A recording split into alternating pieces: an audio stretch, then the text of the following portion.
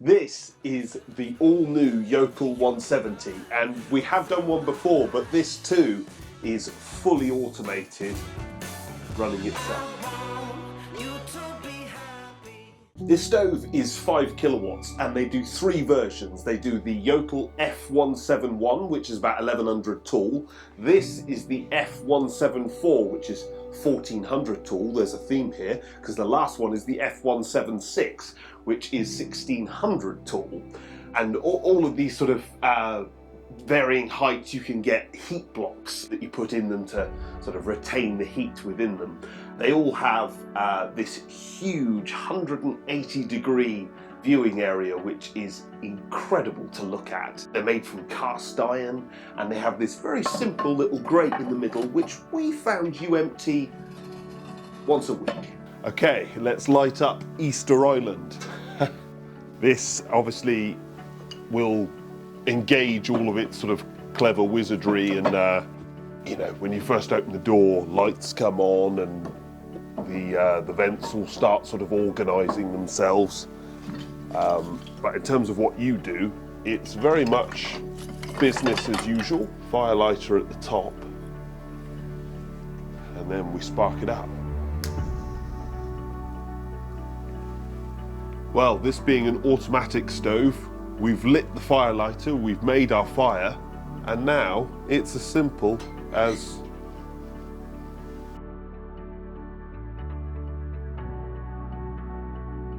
all up to temperature in quarter of an hour, so very nice and easy. This stove, I believe, is supposed to have a little block that holds the door just ajar, and I think mine it must need slightly tweaking because it just automatically closes the door.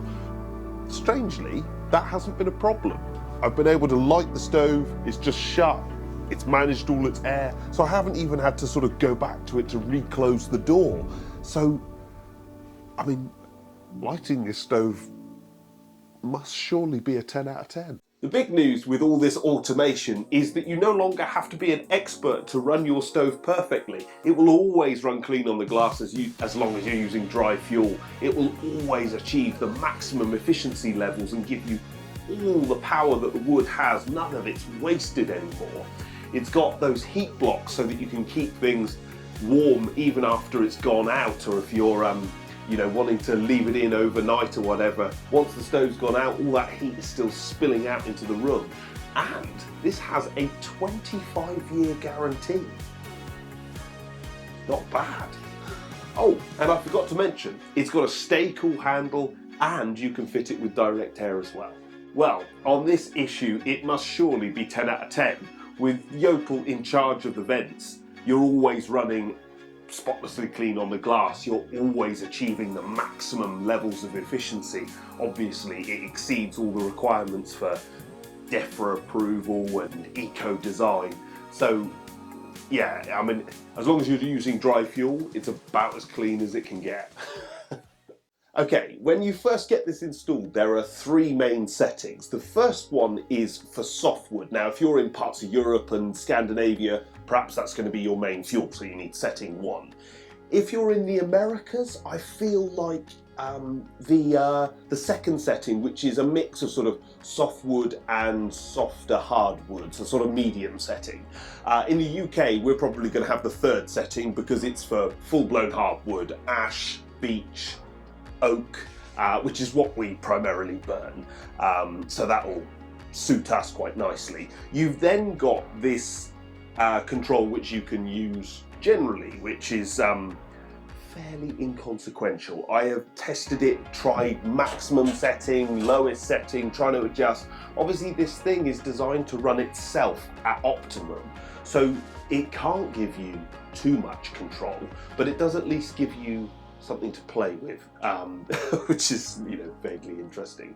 Obviously, in terms of how this stove works, when you first open the door, as you can see here, lights will initially turn on, tell you that the stove is awake and working, and then the air vent will set itself.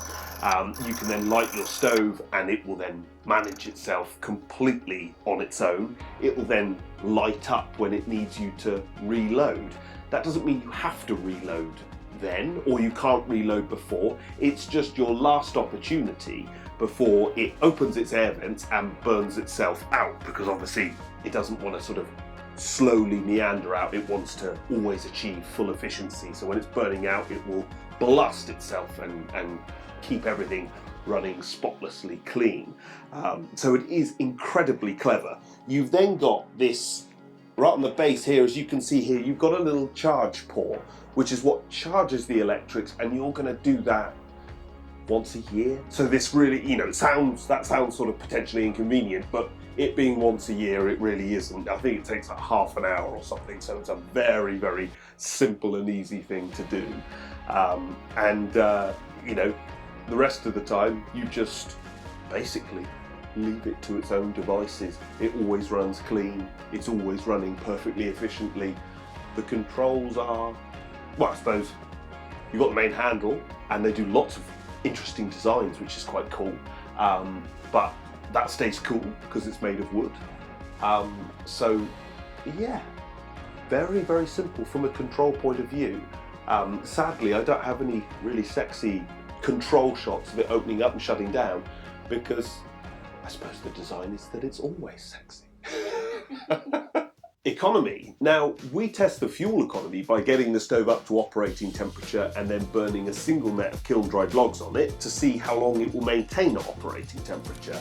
Obviously, as I'm sure you would guess, this thing is very accurate. It achieves basically 8 hours. Nets of logs do vary a little bit, so you'll get one where it's 7.5, one that it's 9.5 or 8 or 8.5 or 9 or whatever. But basically that's just the varying amounts of wood. In terms of what it does with that wood, it's just so predictable. I also think that because it's managing itself so perfectly, you don't get any variation of maybe you've slightly overfired it here, maybe, on a graph the heat is jumping up and down. That all speeds up aging. So the internal components, as long as you're not throwing logs on and smashing the bricks, I think the internal components are going to last significantly longer than average. So your use of spares, so the overall economy of the stove is really, really high. It's perhaps slightly less practical because you've got to be there to reload the stove, but from a purely economy basis, this could be another 10 out of 10. But I mean, it's expensive to buy. It's a 9 at least. This one throws me a bit. Well, this stove is obviously more of a backup and focal point, because by its very nature it's always going to run at perfect efficiency, so it's going to need reloading regularly. It'll be predictable, which is quite convenient, but you will need to be there to reload it. I generally find if you're away for any more than 3 hours, for sure, it's going to have burned itself out. However, if you get into the mind of the potential buyer of this stove, then it might actually be really well thought out. Stoves like this are generally, nearly always fitted into extensions, conversions, new builds. All of these spaces are more insulated, heating is better thought out, other stuff is better arranged. So the requirement is for a backup and focal point. The 100% reliability of output is also useful. You get to know your space. Do I need the underfloor on? Do I open the door into the hall, etc.? Because it's so reliable and predictable, you can learn it and always ensure that the space is comfortable. This is obviously really key for well-insulated places, and that reliability on output is genuinely hugely valuable to that buyer. More than that, the buyer of this type of appliance wants to be green. They want high efficiency. Often the building regs will require things that are very clean and green. So this fits it perfectly. You've essentially got Norwegian engineers sat over you, manipulating the stove controls, making sure everything always works perfectly. And of course the other thing these people want is something that looks wow. Boy, does it do that. Also, it's a fantastic talking point. It's interesting, it's not the norm. And obviously, when you buy something like this, who wants ordinary? The ash pan also isn't a problem for this buyer. It gets cleaned out once a week, maybe even by a cleaner, and set up again for the next evening. It's not running all the time, that's not its purpose. And even if you do want more functional heat, you just add those heat storage blocks into the stove, and suddenly actually that heat is very evenly dispersing around that space for hours and hours and hours, even with the stove gone out. I think if you're planning your own project, you want a statement of Scandinavian sculpture, and to be honest, for a new project, if you're wanting the right tool for the job, then it's definitely worth checking out this brand new Jotul 170 series, because I really think it is potentially the right tool for the job.